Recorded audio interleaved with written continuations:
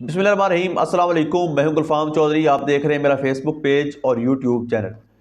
पाकिस्तान की सियासी सूरत हाल किसी से ढकी छुपी नहीं है और पाकिस्तान के अंदर सियासी तौर पर बदलती सूरत हाल जिसने पूरी पाकिस्तानी कौम को एक तजस्सुस में रखा हुआ है। किसी को कुछ समझ नहीं आता कि पाकिस्तान की सियासत में आज क्या हो रहा है और कल क्या होने वाला है। इस तरह से पाकिस्तान के सियासी पार्टियों के बदलते बयानिए, बदलते नारे और बदलती सोच जिसने पूरी कौम को कंफ्यूज किया हुआ है। आज हमारे साथ मौजूद हैं डॉक्टर शहबाज गिल साहब। उन्होंने आज पाकिस्तान की सियासी सूरत हाल के हवाले से कुछ आम तरीन चीज़ें डिस्कस की हैं। आइए पहले उनको सुनते हैं, फिर उस पर बात करते हैं। जहां पर पाकिस्तान की हर दिल अजीज और बहुत ही मारूफ शख्सियत आफ्ताब इकबाल साहब को गिरफ्तार किया गया है। जी हां, आप दुरुस्त सुन रहे हैं। आफ्ताब इकबाल जो पाकिस्तान में बहुत ही हर दिल अजीज हैं, आप उन्हें बैक वक्त सहाफ़ी कह सकते हैं, दानश्वर कह सकते हैं, मुफक्कर कह सकते हैं, इंफोटेनमेंट के बेताज बादशाह कह सकते हैं। उन्होंने एक नया यॉनरा इंट्रोड्यूस करवाया इंफॉर्मेशन की दुनिया में और एंटरटेनमेंट की दुनिया में। और बहुत सारे हमारे स्टेज से जुड़े हुए जो आर्टिस्ट थे, जो बेरोजगार थे और एक पूरी की पूरी इंडस्ट्री इन्हतात का शिकार थी। ये इतना इनोवेटिव आदमी है आफ्ताब इकबाल कि इन्होंने एक पूरी इंडस्ट्री जो है वो ला खड़ी की इंफोटेनमेंट की, और बहुत सारे लोगों के रोजगार का भी ये बहाना बने और उसके साथ साथ ये वजह बने एक नई इंडस्ट्री के शुरू होने के और पाकिस्तान की जो इंफोटेनमेंट की इंडस्ट्री है उसको एक नई जहत या शनाख्त देने के। लेकिन पाकिस्तान का यही तो रवाज है, जो जितना पाकिस्तान के लिए बेहतर है आज चौधरी निजामुद्दीन उसको उतना ही ज्यादा तंग कर रहे हैं, परेशान कर रहे हैं। आपको और भी एक दो शख्सियात के बारे में बताएंगे कि उनके साथ क्या किया जा रहा है। बहुत ही मारूफ शख्सियात हैं। लेकिन पहले आपको बता दें कि आज आफ्ताब इकबाल साहब के साथ असल में हुआ क्या। लंदन में थे, वहां पर वो अपने शोज रिकॉर्ड करवा रहे थे, कुछ और उनकी निजी मसरूफियात होंगी जो हमारे सोर्सेज यूएई दुबई के अंदर से बताते हैं। एयरपोर्ट के अंदर से मेरे जो सोर्सेज हैं जिन्होंने मुझे बहुत सारी चीज़ें कंफर्म की हैं, आपको पता है बहुत सारे लोग वहां काम करते हैं, पाकिस्तानी निजात भी हैं और दूसरे लोग भी हैं। उनमें से कुछ लोगों से बातचीत हुई, पता चला कि जब वो लंदन से उतरे दुबई एयरपोर्ट पर वो थे और उनके साथ उनकी बेगम भी थी। उन दोनों को मामूल की जो आपकी इमिग्रेशन का सेटअप होता है उससे पहले ही आफ्ताब इकबाल साहब को जा दबोचा गया और दबोचने वाले पाकिस्तान से गए हुए थे। जी हाँ, वो यूएई के लोग नहीं थे। मेरी सोर्स जो है, मेरी जो इन्फॉर्मेशन है वो ये चीज़ कंफर्म कर रही है वहाँ से कि वो लोग पाकिस्तानी इंटेलिजेंस एजेंसी के लोग थे और उन्हें दुबई के इस एयरपोर्ट के अंदर खुसूसी एक्सेस दी गई थी। जैसे ही आफ्ताब इकबाल जहाज से बाहर आए तो उनको ये लोग वहां पर मिले और उन्हें कहा कि आपने खामोश रहना है, यहां कोई वावेला नहीं मचाना, आपसे हमने सिर्फ कुछ सवालात करने हैं और फिर आपको जाने देना। खैर, इमिग्रेशन काउंटर तक लाया गया। उनकी बेगम को, उनकी मिसेस को यह कहा गया कि आप चली जाएं, आपके साथ कुछ नहीं, हमें कोई आपसे पूछगिछ नहीं है। आफ्ताब इकबाल साहब की बेगम वैसे तो पब्लिक लाइफ में नहीं है, लेकिन वो एक इंतहाई पढ़ी लिखी और बहुत ही पुरअतमाद खातून है, प्रोफेसर हैं वो। उन्होंने कहा कि मैं कैसे चली जाऊं जब तक आप नहीं बताएंगे कि आप मेरे शौहर के साथ क्या करने जा रहे हैं और या क्यों उन्हें यहाँ डिटेन किया है, क्या उन्होंने कानून तोड़ा है, क्या ऐसी उन्होंने खास चीज़ की है जिसकी वजह से अब आपने उनको डिटेन करना है और मुझे जाने देना है।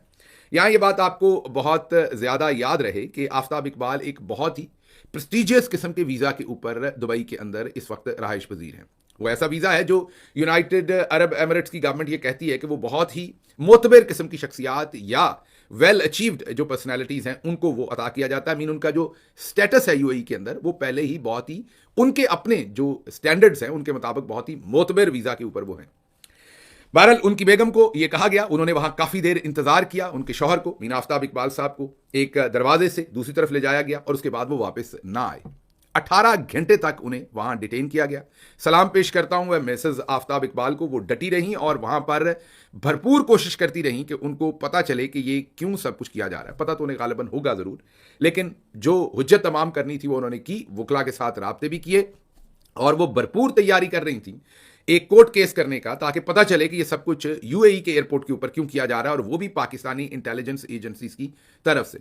मेरा ख्याल है जो मेरे सोर्स कह रहे हैं वो शायद उन्होंने वकला से राब्ते किए भी, वकला के कुछ राब्ते इन जो इमिग्रेशन या यूएई के एयरपोर्ट के हकाम से उनसे भी किसी ना किसी से कुछ हुए। लेकिन बहरहाल 18 घंटे की आप लगातार परेशानी देने के बाद आप ये कह सकते हैं कि आफ्ताब इकबाल साहब को वहां से रिहा कर दिया गया, छोड़ दिया गया। जिस उन्हें टर्मिनल से लेके गए थे वहां से नहीं छोड़ा गया, एयरपोर्ट के ही एक और टर्मिनल से उन्हें छोड़ा गया। अब इस आप पूरी एपिसोड को देखें तो इसमें कई लोगों ने बहुत कुछ खोया। जाहिर है आफ्ताब इकबाल साहब की जो फैमिली है उन्होंने तो सबसे ज्यादा खोया कि वो एक तकलीफ में से गुजरे, करब में से गुजरे। भाभी साहबा जो है वो एक करब में से गुजरी।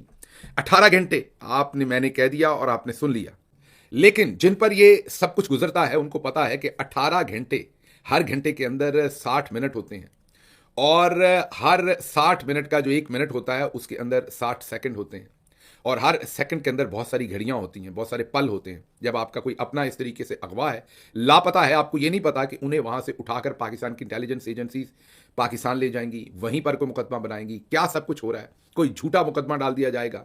तो आप खुद सोच सकते हैं कि खातून जो उस एयरपोर्ट के ऊपर नबरदज़मा होंगी इस सब परेशानियों से, आप एक लम्हे के लिए सोचें कि वो आपकी अपनी माँ हो, आपकी अपनी बहन हो, आपकी अपनी बेटी हो और आप दियार गैर में हैं और एक ऐसी पर्सनैलिटी जो पाकिस्तान के अंदर वेल अचीव्ड है, जो पाकिस्तान के अंदर वेल डेकोरेटेड है, जो पाकिस्तान की जिन्होंने बहुत लंबा अरसा खिदमत की है।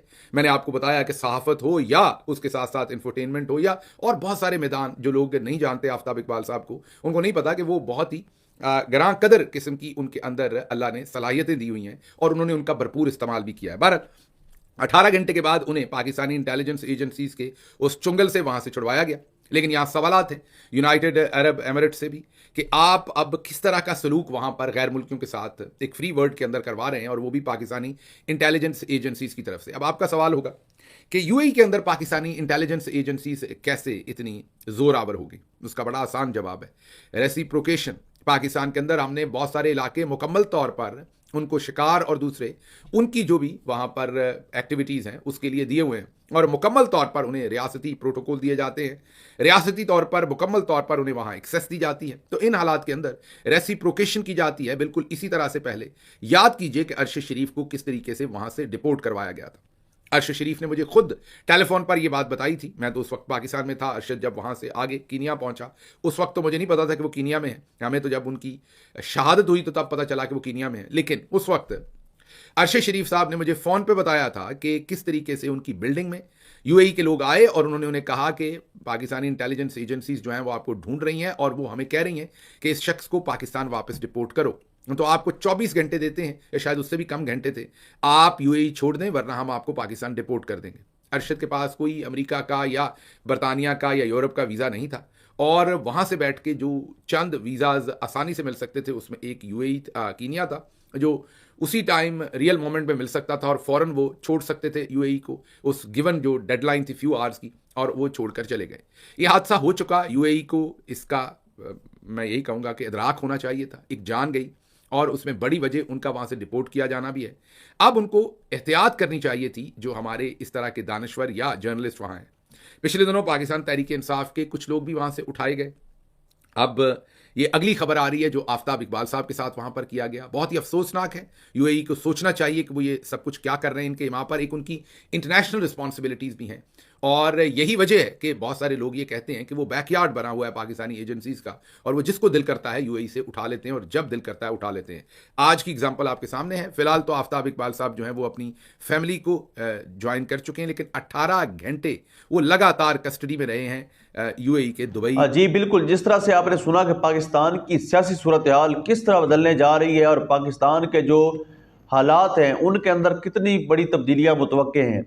यकीनी तौर पर अगर पाकिस्तान के लिए ये सारे के सारे सियासतदान, सारे के सारे ब्यूरोक्रेट्स और पाकिस्तान की अदलिया ये सारे के सारे अगर सिंसेरिटी के साथ काम करें तो कुछ बैद नहीं है कि पाकिस्तान के हालात जो हैं वो बदल जाएं और पाकिस्तानी कौम के लिए ये जो मुल्क है ये अमन का गहवारा बन जाए। इस मुल्क के अंदर इस वक्त सियासी अदम इस्तेहकाम के साथ साथ जो सिक्योरिटी को चैलेंजेस हैं वो भी बिलाशुबा आम पाकिस्तानी के लिए परेशानी का बायस हैं। अल्लाह पाक वतन अजीज़ का हामी और नासिर हो। पाकिस्तान जिंदाबाद।